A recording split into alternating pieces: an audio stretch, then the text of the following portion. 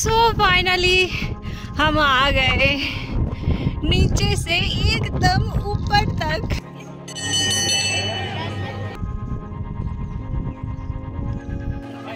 हे hello everyone, आमी पापिया आमार नतून एकटी ब्लगे आपनादेर सकलके स्वागतम।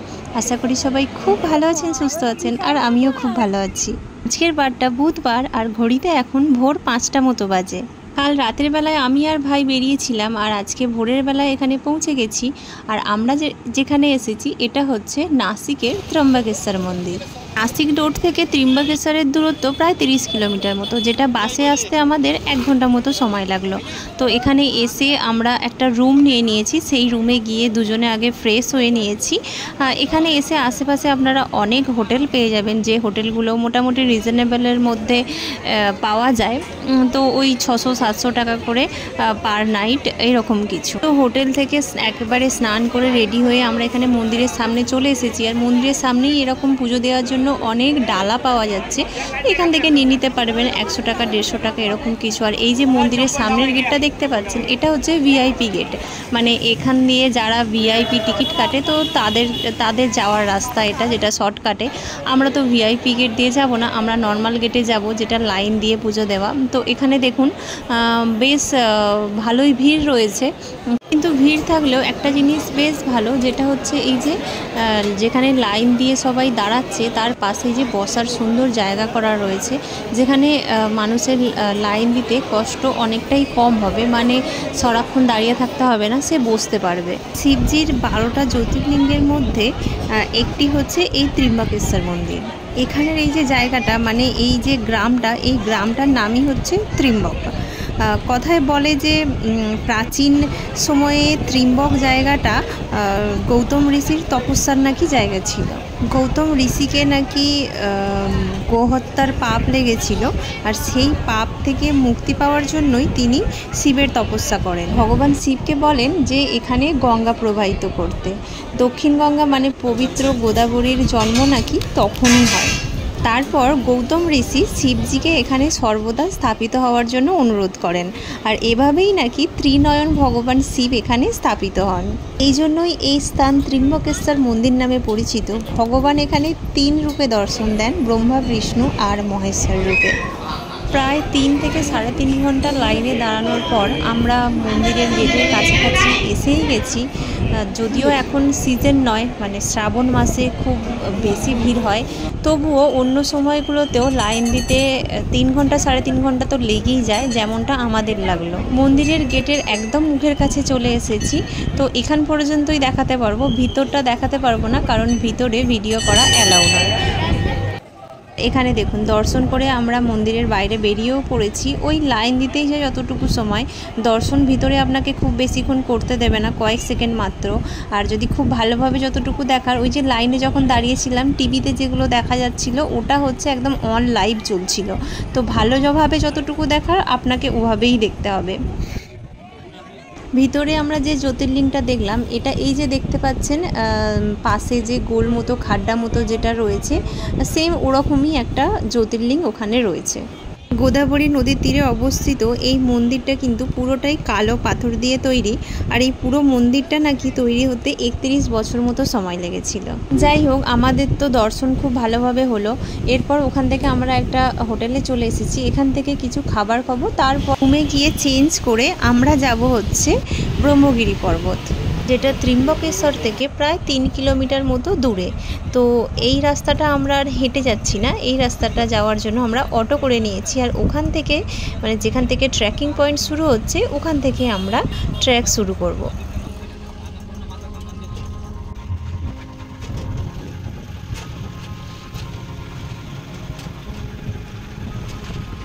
ট্রেকিং শুরু করার আগে অফিসিয়াল পারমিট নিতে হবে, এখান থেকে একটা টিকিট কাটতে হবে, আর তারপরে আপনারা উপরে উঠতে পারবেন। ওই দেখুন ওই যে গেটটা দেখা যাচ্ছে, ওটা হচ্ছে মেন গেট। তো ওখান থেকে ট্রেকিং শুরু হচ্ছে। চলুন তাহলে এবার আমরা উপরে উঠি। ভাড়ে পে দিতে 20 रुपए की लेना पड़ती है, 10 रुपए भाड़ा आने के बाद 10 रुपए वापस मिलते हैं। ओके। পাহাড়ে উপরে ওঠার সময় আপনারা কিছুটা অন্তর অন্তর এরকম স্টল পেয়ে যাবেন, যেখানে শসা, নিম্বু পানি, টুকটাক কিছু খাবার জিনিস এগুলো পাওয়া যাচ্ছে। আর এখন যেহেতু বর্ষা শুরু হয়নি, তো ভালোই গরম রয়েছে, আজকে বৃষ্টিও হচ্ছে না, তো এই সময় এই জলের বোতল, নিম্বু পানি এগুলো পাহাড়ে ওঠার সময় অনেক বেশি বেশি করে প্রয়োজন পড়বে।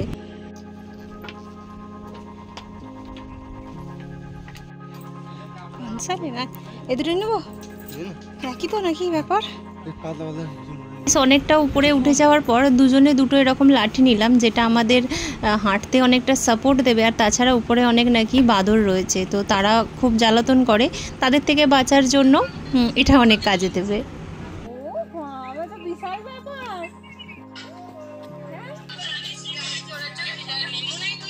দেখ দেখ কি হচ্ছে, দেখ বাড়িতে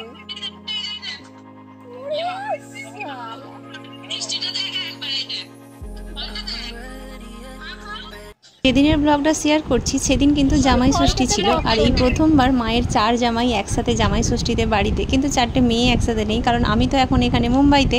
তাই সবাই যখন একসাথে হয়েছে, খেতে বসেছে, ওরা আমাকে সবাই ভীষণ মিস করছিল, আর আমাকে তখন ভিডিও কল করেছে। ওদের সাথে সাথে আমিও ওদেরকে মিস করছিলাম খুব।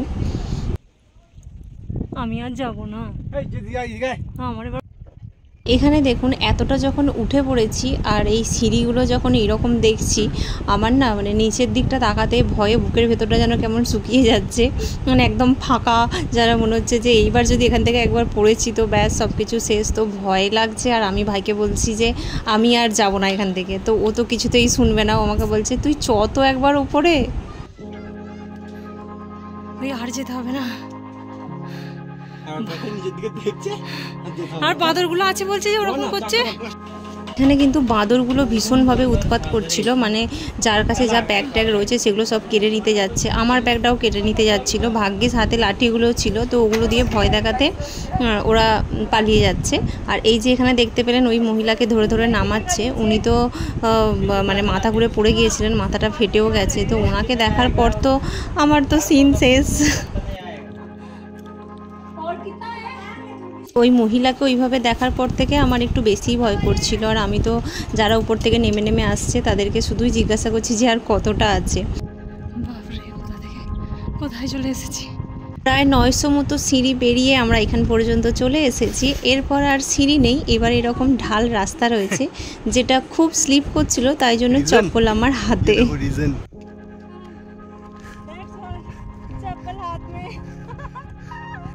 सो फाइनली हम आ गए नीचे से एकदम ऊपर तक, जो मैंने सोचा भी नहीं था कि मैं इतनी दूर आ पाऊंगी। सो हम आ गए, मिशन कंप्लीट।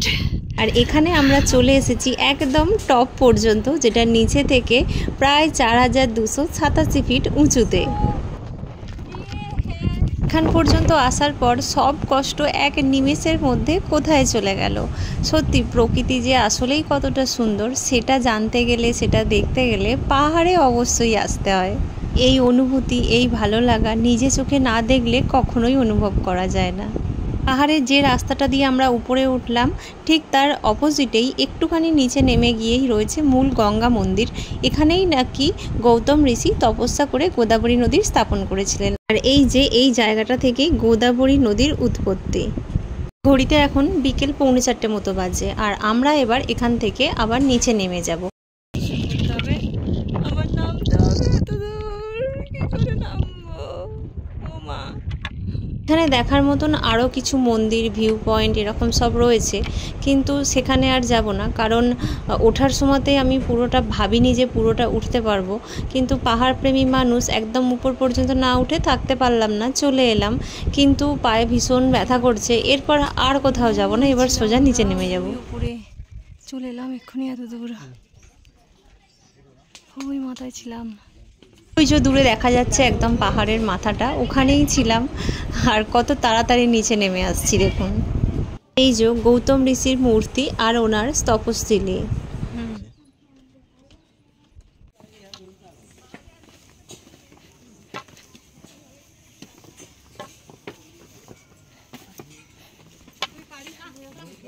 अभी कितनी दूर है? 50-50 हाँ जी पूरा 1 घंटा लगेगा। ওঠার সময় আমরা লোককে জিজ্ঞাসা করতে করতে উঠছিলাম যে আর কত দূর। এবার আমরা নামছি, বাকি যারা উঠছে তারা আমাদেরকে জিজ্ঞাসা করছে যে আর কত দূর। যাওয়ার সময় লাঠি দুটো এই স্টলটা থেকেই নিয়ে গিয়েছিলাম, 20 টাকা করে নিয়েছিল, আর যখন ফেরত দিলাম 10 টাকা করে ফেরত দিল, আর 10 টাকা করে লাঠির জন্য ভাড়া নিল। ওখান থেকে একটা করে শশা খেয়ে দেখুন কত এনার্জি, আসলে এনার্জি না, নামার সময় এই রাস্তাগুলো মানে মনে হচ্ছিল সিঁড়ি হলে ভালো হতো, কিন্তু এতটা চওড়া চওড়া যে আমরা দৌড়ে দৌড়ে নামছিলাম। কি হ্যাঁ সেইটাই। ও 3.5 ঘন্টা ধরে গেলাম, আর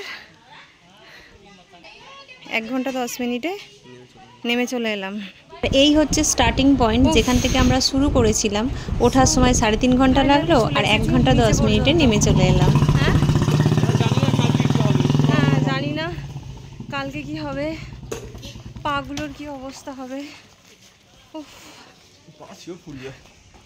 আর তো 1 পা হাঁটার ক্ষমতা নেই, পায়ে এখন প্রচণ্ড পরিমাণে ব্যথা করছে। মনে হচ্ছে যে এখানেই যদি একটা শোয়ার মতন জায়গা হতো তাহলে এখানেই শুয়ে পড়ি আর কি, কিন্তু সেটা তো আর হবে না। রুম পর্যন্ত আমাদের দুজনকে যেতে হবে। খুঁড়িয়ে খুঁড়িয়ে হাঁটতে হাঁটতে আজকের ব্লগটা তাহলে আমি এখানেই শেষ করছি।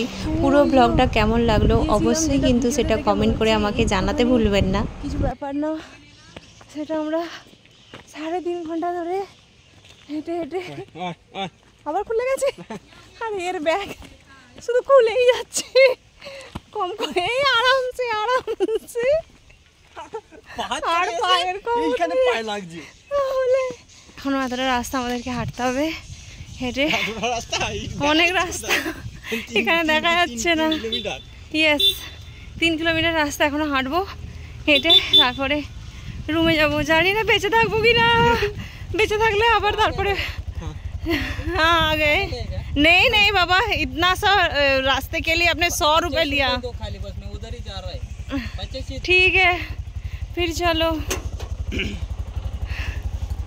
তো ও আসার সময় আমাদের থেকে 100 টাকা নিয়েছে এই 3 কিলোমিটার আসতে।